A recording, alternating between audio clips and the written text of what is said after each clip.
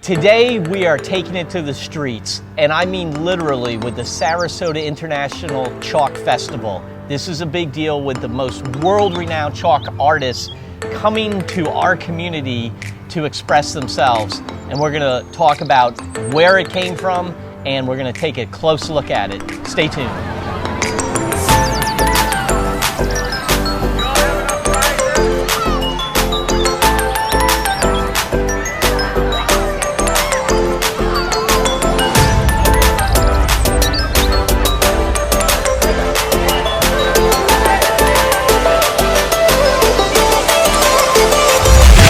Good morning. I'm Steve Reed, editor and publisher of Longbow Key News and Sarasota City News. It's my honor and privilege to be here on a beautiful Sunday morning in downtown Sarasota with none other than Mike Rennick, team leader of Team Rennick. How you doing, Mike? I'm doing fine. You did that well, Steve. Did I do well? I appreciate that. I've been practicing in front of the mirror, torturing friends and family to get that intro right, but here we are on a very special Sunday morning. So first of all, where are we? We're in Sarasota, but a special part of Sarasota. Well, it's special for a lot of reasons. And let me start off by saying we're in front of Nancy's Barbecue, a little free plug for Nancy's. Great barbecue downtown. It's been around long enough to know the food's great. But this area of Sarasota is called what? Well, we're right on the northern end of Burns Court. Okay. And Burns Court historically has been more of the artist and artsy side of downtown Sarasota. It has the Burns Court Theater, which everybody knows, and they tend to have movies, independent releases, more smarter movies for the more sophisticated audience. I like that. Have you been there? I have. All right, good. That yes. was a test. Okay. It also has great restaurants. You know, Amore moved there from Longbow Key. Amore used to be near where your office is, right across the street. They're down here now, thriving, owned by Howard Brooks. You have Burns Court. You know, you have the steakhouse.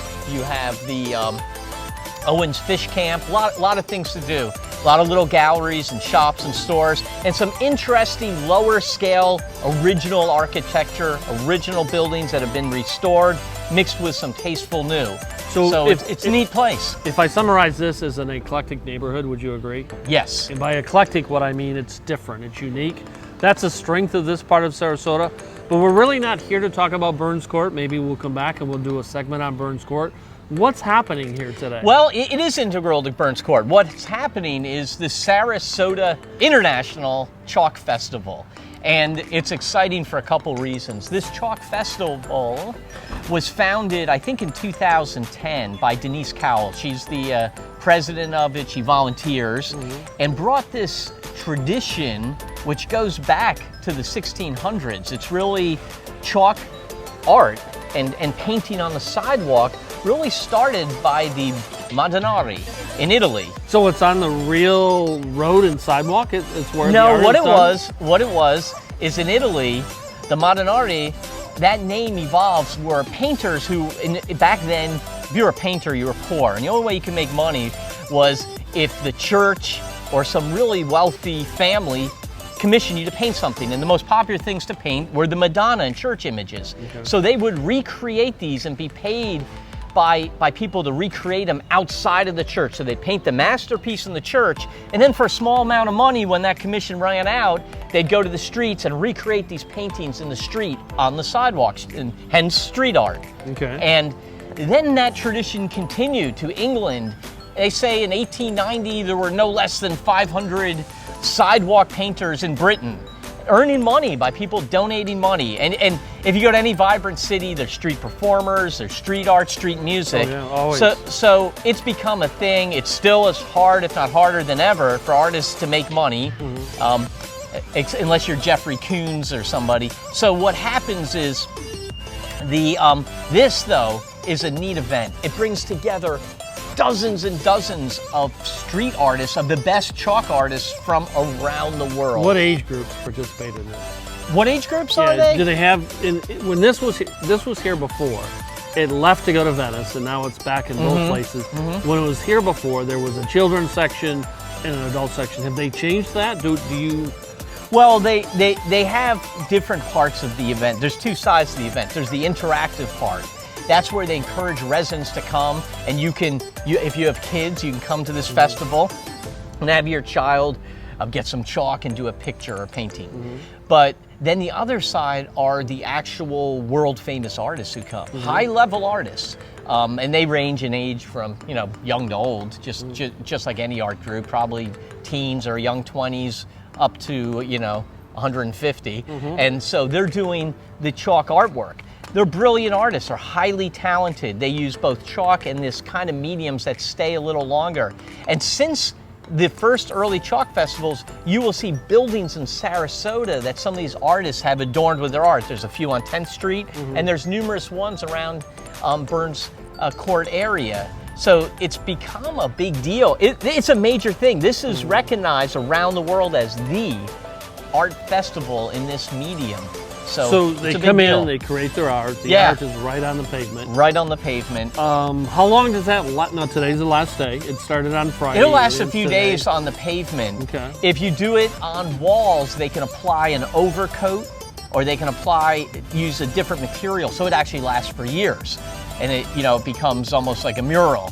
So can we, Alex, when we film something like this, and I want this to be part of the film, we're recording but kind of semi-live. Alex, can you shoot over to the building behind you right there and pick that up? This is what Steve's talking about in terms of some of the art that occurs here on the building. Yeah, and you can see, obviously vastly different styles. These artists, it's a highly imaginative art. It's also, what's neat is it's imaginative, yet it's also interactive. Some of the painters will actually encourage people to walk right into the painting or beside the painting, and they'll take the world around them and incorporate it right into the piece. These are talented people. It's really worth seeing. This isn't art that's been deemed great and is sitting on a wall and touring. This is created right in front of you, and it's very rare to be able to see this level of painting in real time. So it's worth visiting. As a side note, I got to tell you, what's exciting this year is it came back to Sarasota. That's right. It left due to an imbroglio with the city. The city and Denise Cowell and the organization, they got into some tension about allowing it and how many streets and how much space. So Denise and the group took it to Venice. Well, it's back this year, and it was canceled last fall due to red tide. So that's why we're having it this spring here. And I'm hoping, and I think we should all hope and encourage our city leaders to keep this festival in Sarasota. It is a big deal. Well, it's one of many ways Sarasota is a unique destination. Yeah, it is. Yeah. Florida's a beautiful state, spoken from a true northerner who doesn't like winter anymore. But when you look at Sarasota versus some of the other states, it's not too small where there's nothing to do, but it's not too large where you get absorbed and you get lost. That's right. It's a mix of everything here, whether you like the arts or you like biking or you love boating or you love fishing or walking trails. Just the climate alone allows you to do all the above and so much more. It's a great, it attracts a lot of interesting people too. People love to retire here, spend their final years, but we say it over and over, but I gotta say it again. We have one of the greatest symphonies. We have a really nationally and internationally recognized art scene. And for a city this size, that's almost impossible to pull off. When it comes to America, this is like the Florence of America. It's amazing. Cool. It's amazing. We're going to keep bringing you more and more about Sarasota, Bradenton, and the Barrier Islands. I want to thank you for watching this video. Steve, thank you for being here. Mike, hope the psychological help works and it takes. Your input is always greatly appreciated. Thank you. Take care.